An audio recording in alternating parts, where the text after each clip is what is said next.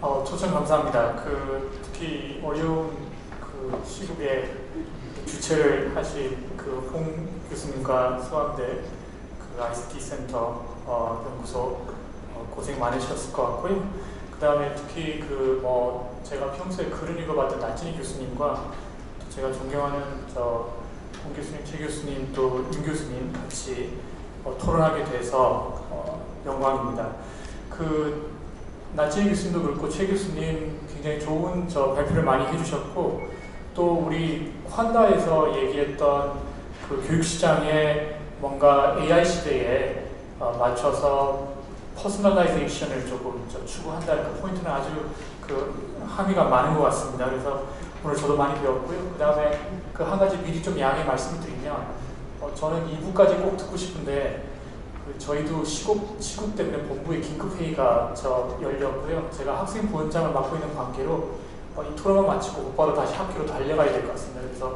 그래서 2부의 패널 분들에게 죄송하다는 말씀 드립니다. 제가 여러 가지로 사실은 드릴 말씀이 많이 있는데, 오늘은 규제 모델과 관련된, 어떻게 보면 2부로 넘어가는 중간점에 관련된 말씀을 잠깐 드리려고 합니다. 그래서 발표자들께서 제기하신 질문에 대한 일부 답변이 될 수도 있고, 또 송 국장님께서 말씀하셨던 플랫폼 심사 지침과 관련해서 또 고려할 만한 사항들이 아닌가 싶어서 가능하면 짧게 좀 말씀을 드리겠습니다. 오늘 저희 마이크로소프트 사건에 대한 얘기가 참 많이 나왔습니다. 저도 마이크로소프트 사건에 이제 관여한 당사자로서 정말 비슷한 점들이 많이 있고, 특히 이후에 결정문을 보시면 마이크로소프트 사건 때 개발되었던 논리 또는 그런 심지어는 사실관계 같은 것도 비슷하게 이렇게 유사점을 많이 찾을 수가 있습니다. 이제 다운로드 관련된 얘기라든지 논리, 관련 시장 획정하는 태도, 이런 것도 다 너무 비슷한데, 어떻게 보면 좀 바뀐 게 있다 그러면 조금 더 선제적으로, 좀 더 예방적인 그런 접근, 규제를 하고 있다는 것이 가장 특징이 아닐까라는 생각을 좀 합니다. 그리고 이에 맞춰서, 이러한 접근에 맞춰서 법리가 조금씩 변형되고 있는 게 아닌가 싶고요. 최근에 스타버 위원이 얘기했던 뭔가 이 입증 책임까지도 좀 전환시키려고 하는 것도 유사한 경향이 아닌가 싶습니다. 그러면 이제 당연히 질문은 왜?라는 게 나오고요. 크게 두 가지를 얘기할 수 있지 않을까 싶습니다. 첫 번째는 특히 마이크로소프트 사건 때도 마찬가지고 그 이후에 경쟁법이 너무 늦다, 뭔가 선제적으로 좀 빨리 신속하게 개입을 하고 좀 그런 식으로 규제를 해야 되지 않냐라는 그런 얘기가 꾸준히 있었고요. 거기에 대한 뭔가 좀 어느 정도 일정의 좀 압박감이라고 얘기할 수도 있고요. 좀 나름대로의 좀 컨선이 없지 않는가라는 그런 생각이 좀 들고요. 그 다음에 한 가지는 여러분들 알고 계신 것과 바와 같이 티무 교수님이라든지 아니면 리나 칸 같은 그런 여러 가지 학자들이 이제 Curse of Bigness를 포함해서 아마존 패러독스 그런 논문들에서 뭔가 이거는 플랫폼이 문제다, 이거는 새로운 어떻게 보면 트러스트가 새 시대에 나타났다라는 그런 식의 이제 좀 우려들이 다 겹친 게 아닌가 싶습니다. 그래서 이제 이 규제 모델 측면에서 한번 보면요, 사실은 저희가 경쟁법 또는 경제법을 얘기하면서 크게 두 가지 규제 모델 사이에서 왔다 갔다 했습니다. 그래서 제가 그냥 임의로 타입 1, 타입 2처럼 저도 1종, 2종 규제라고 말씀을 드리면 분류를 해보면요, 1종 규제는 우리가 통상 생각하는 특수한 규제 산업들과 관련된 규제입니다. 그래서 전면적이고 선제적이고, 저희가 금융이라든지 통신이라든지 이런 데서 자연 독점 시장이라든지 이럴 때 들어가는 그런 규제입니다. 그리고 반면에 이제 2종 규제라고 우리가 생각할 수 있는 것들, 일종의 공정거래법이라든지 경쟁법 규제인데요, 약간의 이제 좀 선별적이고 또는 개별적인 사후적인 규제 모델입니다. 그래서 타겟팅해서 이제 들어가는 거고요. 그런 식으로 해서 이제 경쟁법과 그리고 특수규제법 사이에 항상 긴장 관계가 있었고, 알고 계신 바와 같이 나름대로는 서로 선을 움직이는 선이긴 합니다만 그 사이에 서로 양보도 하고요. 또 일부 겹치는 부분도 있을 때 어떻게 좋아할 것이냐를 가지고 항상 싸워왔습니다. 근데 이번에 EU 앤드로이드 사건도 그렇고 최근에 EU의 특히 구글 관련된 사건들에서 볼 수 있는 그런 경향이 소위 첫 번째 1종 규제 모델로 좀 올라가고 있는 그런 경향을 보이고 있습니다. 경쟁법 집행이요. 그 중에 뭐 예를 들어서 하나의 현상이 뭔가 입증을 좀 덜 요구하는, 그러니까 뭐 capability 말씀하셨는데 그 정도면 되는 거 아니냐라고 이제 얘기하는 그 우려 정도로, 특히 우려도 훨씬 더 실증적인 입증이 덜한 정도로 일단 규제를 해보는. 근데 이게 어떻게 보면 1종 규제 딱 맞습니다. 규제 산업의 경우에는 좀 심하게 얘기하면 경쟁을 포기하고 들어가는 겁니다. 그래서 뭔가 구체적으로 이 사안에서 뭔가 이 해가 있느냐 이렇게 생각을 안 하고 소비자 피해나 뭔가 해로움은 전제를 하고요. 그래서 바로 가격 규제 들어가고 가격을 어떻게 조정할 것이냐 이런 식으로 이제 들어가는 게 1종 규제인데 그거와 흡사한 측면이 없지 않습니다. 그 다음에 또 하나의 어떻게 보면 증거로는 anti-forking 쟁점이라든지 그 다음에 관련 시장 획정에서 나타나는 것 같은데요. 이 경우에도 뭔가 fork된 모바일 OS가 있으면 좋겠다, forked 버전이 있으면 좋겠다고 생각하는 것은 그리고 그렇게 이제 접근하는 것은 1종 규제입니다. 그러니까 대체적으로 2종 규제의 경우에는 경쟁 여건을 만들어주는 거잖아요. 그죠? 그래서 forked Android 버전이 이제 생길 거라고 믿음하에 이제 여건을 만들어주는 건데 반대로 1종은 그냥 일단 육성하는 겁니다. 근데 사실은 forked 버전이 과연 나올 수 있겠느냐에 대한 굉장히 회의가 우리가 있는데 이렇게 지금 보면 그쪽으로 좀 미는 그런 특성, 뭔가 육성하려고 하는 그런 게 아닌가, 그런 좀 인상을 주는 게 이제 사실입니다.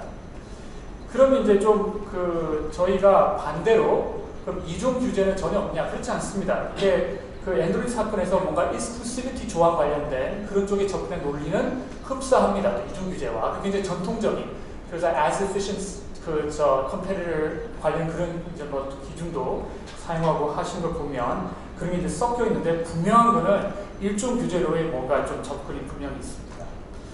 그래서 이걸 정리를 해보면 약간의 뭔가 하이브리드 모델이 이제 나타나는 게 아닐까. 이게 좀 3종이라고 얘기하든지 그렇게 이 2종 규제에 뭔가 껍데기 내에 1종 규제를 하려고 하는 그런 식의 뭔가 1종 규제, 그러니까 2종 규제 인프라를 가지고 1종 규제 집행을 하는 그런 뭔가 그렇게 얘기할 수 있겠습니다.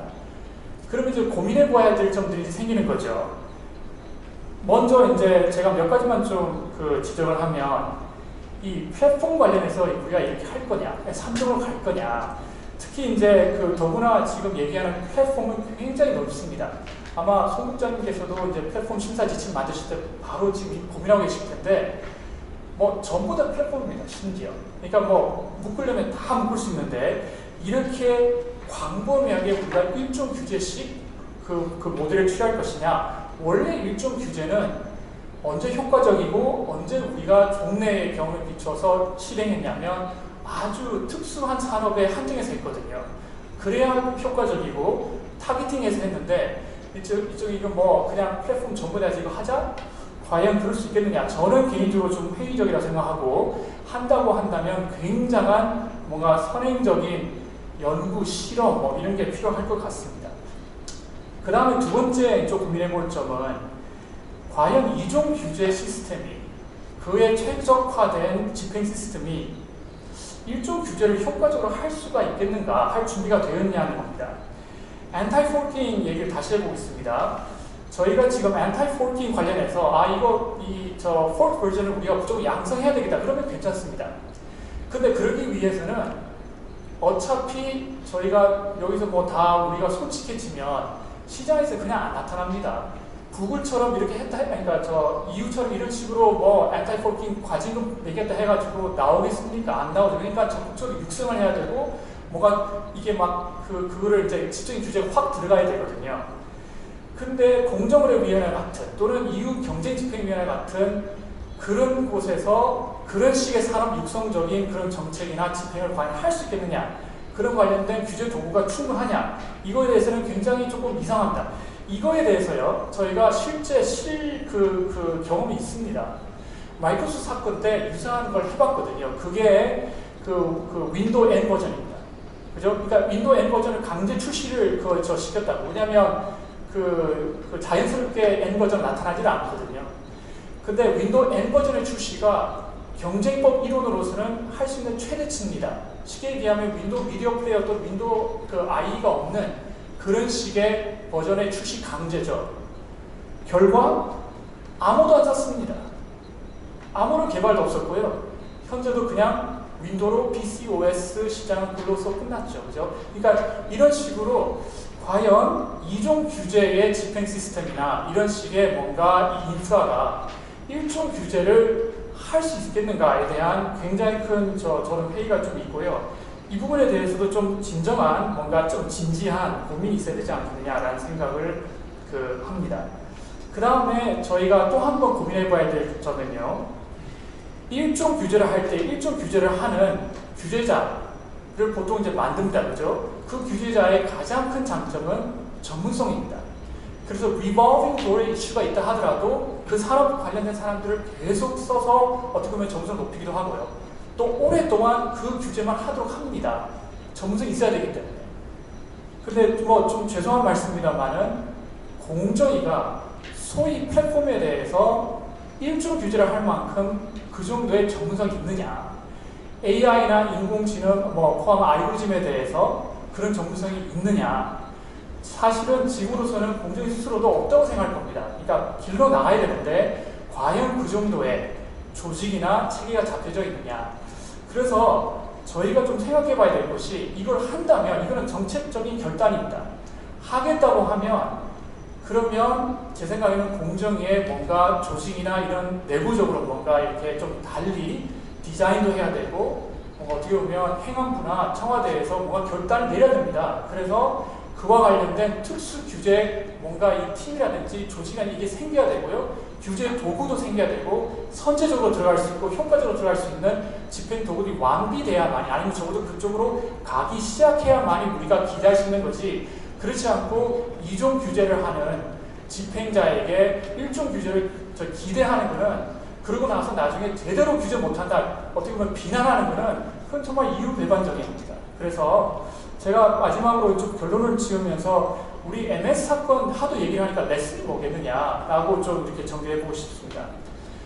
굉장히 많은데 제가 사실은 항상 어떻게 보면 돌이켜서 이제 십수년 전에 이미 20년 정도 전에 어떻게 보면 그런 사건의 발단에서 우리가 배울 수 있었던 것은 이런 것 같습니다.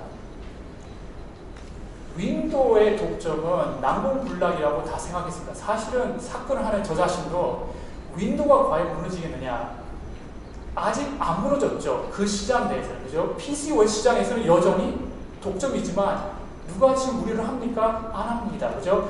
그게 결국 무너진 거는, 그리고 무너졌거든요. 무너진 거는 PC에서 모바일 플랫폼으로 옮겨오면서 무너졌고 시장이 결국은 그걸 해소했습니다. 그런데 그러면 어떻게 보면 공정거래위원회 또는 EU도 마찬가지고 미국 DOJ의 규제가 개입이 그러면 무용했느냐? 꼭 그렇지는 않다고 생각합니다. 저도.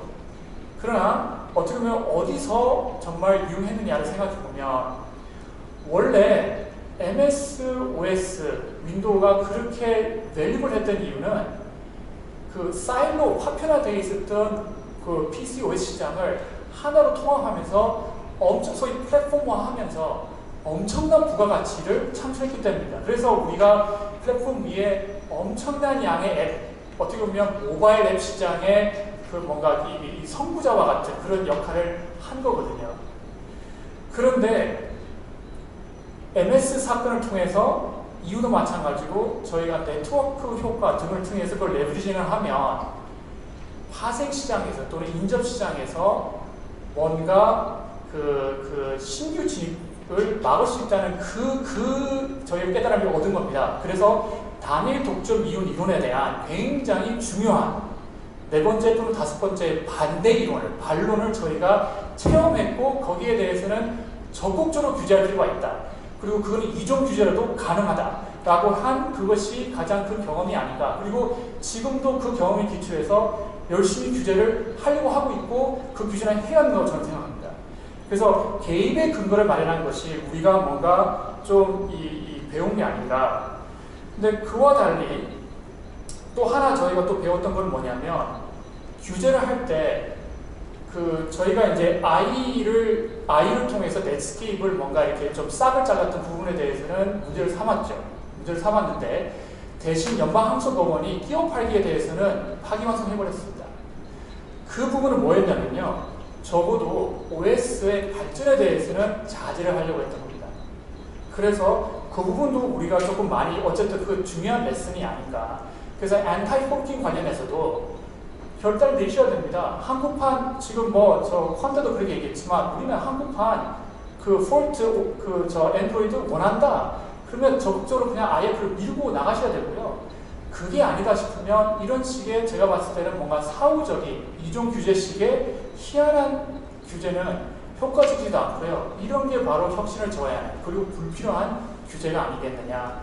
그래서 여러 가지 고민이 필요하고 저희가 이게 참 쉽지 않다는 것도 알고 가만히 있어도 되느냐에 대한 고민은 많지만 개입을 하려면 이거에 대한 적어도 여러 가지 고민과 이러한 질문에 대한 답변이 있어야 되겠다라는 생각을 저는 개인적으로 하고 있습니다. 어쨌든 저도 발표를 통해서 많이 배웠고 질문 있으시면 토론 시간에 답변하도록 하겠습니다.